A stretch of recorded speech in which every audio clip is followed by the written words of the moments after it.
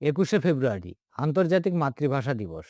এই দিনটি বাংলাদেশে ভাষা দিবস বা শহীদ দিবস হিসেবেও পালন করা হয়, কারণ বাংলাভাষী জনগণ আজকের দিনেই বাংলা ভাষার জন্য আত্মবলিদান করেছিলেন।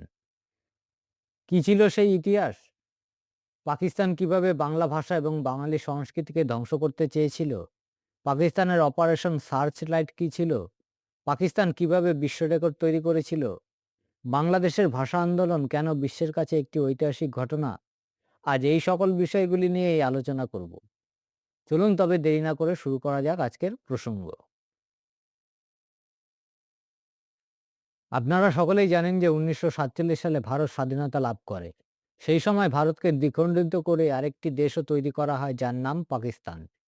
আর ভারতের সবচেয়ে সমৃদ্ধ প্রদেশকেও দুটি ভাগে বিভক্ত করে একটিকে পূর্ব পাকিস্তান নাম দিয়ে পাকিস্তানের অন্তর্ভুক্ত করা হয়, আর অন্যটিকে ভারতের অন্তর্ভুক্ত করা হয়, যার নাম পশ্চিমবঙ্গ। অর্থাৎ দেশভাগ ছিল বাংলা ভাষা, সাহিত্য, সংস্কৃতি, আহার-বিহার সমস্ত কিছুর ওপর কুঠারাঘাত। কিন্তু বজ্রাঘাতটা করেন তৎকালীন পাকিস্তানের গভর্নর জেনারেল মোহাম্মদ আলী জিন্নাহ। শুরুটা হয়েছিল ১৯৪৮ সালে, যখন মোহাম্মদ আলী জিন্নাহ উর্দু ভাষাকে রাষ্ট্রীয় ভাষা হিসাবে গ্রহণ করার প্রস্তাব দেন। সেই সময় পূর্ব পাকিস্তান আর পশ্চিম পাকিস্তানের মাত্র ৪% মানুষ উর্দুতে কথা বলতো, আর ৪৮% মানুষ বাংলাতে, বাকি ৪৮%-এর মতো মানুষ পাঞ্জাবি, সিন্ধি, বালুচ সহ অন্য ভাষাগুলিতে। সেই কারণে বাংলা ভাষায় বাঙালিরা এর বিরোধিতা করে।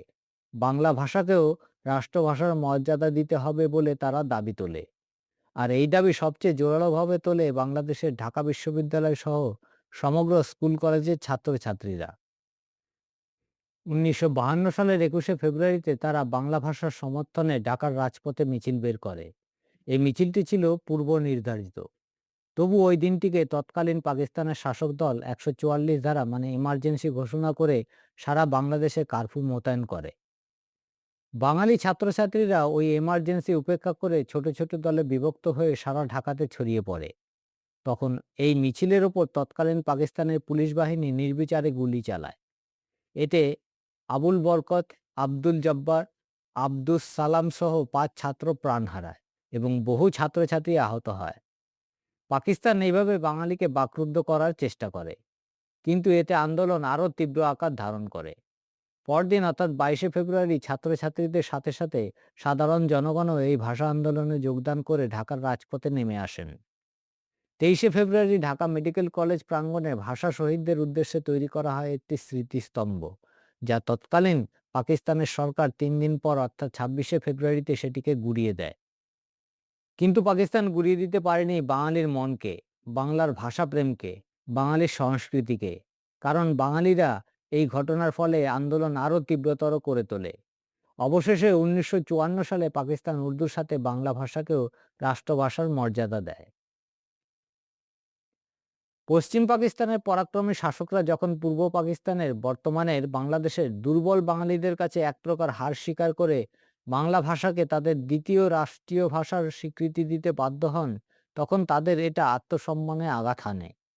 তাই তখন থেকে তারা চক্রান্ত করতে থাকে যেভাবেই হোক পূর্ব পাকিস্তান হতে বাঙালি জাতিটাকে, বিশেষত বাঙালি হিন্দুকে বিলুপ্ত করতে হবে এবং বাংলা ভাষাকে শেষ করে সেখানে উর্দুর প্রচলন ঘটাতে হবে। ফলে তারা পূর্ব পাকিস্তানের মানে বাংলাদেশের সাথে বৈষম্যমূলক আচরণ করতে থাকে। সবচেয়ে বেশি রাজস্ব বাংলা থেকে নিয়ে সবচেয়ে কম বরাদ্দ বাংলার জন্য মঞ্জুর করে। বাঙালিরা যাতে রাজনৈতিক ক্ষমতা ভোগ করতে না পারে তার জন্য নানা নিয়ম কানুন তৈরি হয়।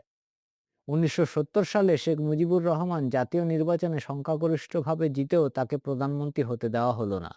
উল্টে তাকে গ্রেপ্তার করে কারাগারে নিক্ষেপ করা হলো। আর বাংলা হতে বাঙালিকে নিঃশেষ করতে ১৯৭১ সালের ২১শে মার্চ পাকিস্তানের সেনাবাহিনী শুরু করলো অপারেশন সার্চ লাইট, যার উদ্দেশ্য ছিল ১. নির্বিচারে গণহত্যা, যাতে বাংলাভাষী বাঙালিদের বিলুপ্ত করে দেওয়া যায়। ২. এখানকার নারীদের গণধর্ষণ করে পুরো বাঙালি জিনের আমূল পরিবর্তন করা। আর ৩. অবশিষ্ট নবজাতক বা শিশুদেরও হত্যা করা, যাতে ভবিষ্যতের বাঙালিয়ানা যে সত্তা বহন করে চলেছে তাও যেন না করতে পারে।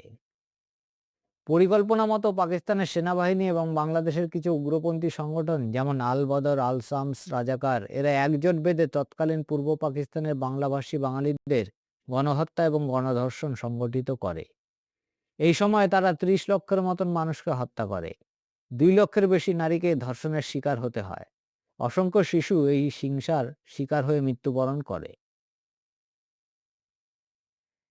এইরকম নির্মম অত্যাচার ভারত মুখ বুজে সহ্য করতে পারে না। তাই ভারত বাংলাদেশের সমর্থনে এগিয়ে আসে। বাংলাদেশের মুক্তিবাহিনীকে তারা ট্রেনিং দিয়ে, অস্ত্র দিয়ে সাহায্য করতে থাকে। অবশেষে ১৯৭১ সালের ডিসেম্বরের ৩ তারিখে ভারত পাকিস্তানের মধ্যে যুদ্ধ শুরু হয় আর শেষ হয় ১৬ই ডিসেম্বর ভারতের লেফটেন্যান্ট জেনারেল জগদীশ সিং অরোরার কাছে পাকিস্তানের লেফটেন্যান্ট জেনারেল কে নিয়াজির আত্মসমর্পণের মধ্য দিয়ে। আর এই সময় পাকিস্তান একটি বিশ্ব রেকর্ডের অধিকারী হয়ে যায়। পাকিস্তান যে বিশ্ব রেকর্ডটা তৈরি করে তা হলো ৯৩,০০০ সৈন্য সমেত ভারতের কাছে আত্মসমর্পণ। পৃথিবীর আজ পর্যন্ত কোনো যুদ্ধে এত বড় আত্মসমর্পণ হয়নি যা পাকিস্তান করেছে। এমনকি প্রথম বিশ্বযুদ্ধ বা দ্বিতীয় বিশ্বযুদ্ধ কোনো দেশ এত বিপুল সংখ্যক সৈন্য হাতে থাকা সত্ত্বেও কখনো তারা শত্রু দেশের কাছে আত্মসমর্পণ করেনি। সেই হিসাবে পাকিস্তান এমন একটা দেশ যারা হেরে গিয়ে বিশ্ব রেকর্ডের অধিকারী হয়েছে।